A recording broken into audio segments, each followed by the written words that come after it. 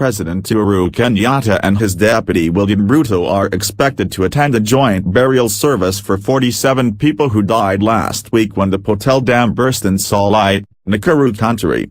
Yesterday, a meeting on burial preparations chaired by Valley Regional Coordinator Mongo Chimliga heard that some of the families had not agreed on plans for burial of their loved ones. Some of the families have agreed to transport bodies of their loved ones to their ancestral homes in different parts of the country for burial, said Mr. Chimliga. Two of the bodies, he said, will leave for Laikipia and Balmate after the joint burial service to be conducted today at the African Inland Church in Solai.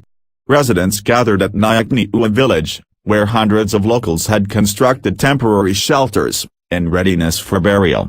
John Muriithi supervised as locals dug a grave where his sister Tabitha Nyambura together with her two daughters aged 16 and 6 years will be buried. My sister's homestead was here.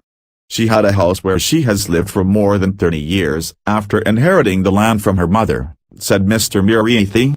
Jeffrey Ngru was also preparing for burial of his uncle John Kuria, who, he said, used to live alone. As burial plans were ongoing, some families in Solai were still optimistic that they would find their loved ones alive, days after the tragedy. Some said they had visited various hospitals and mortuaries to look for missing loved ones without success. At least 47 people were killed and more than 500 left homeless in the tragedy. A multi-agency team comprising Kenya Defence Forces soldiers, Kenya Red Cross Society, National Youth Service and Action Aid personnel has been actively involved in the search mission. Chimliga said the search operation would continue.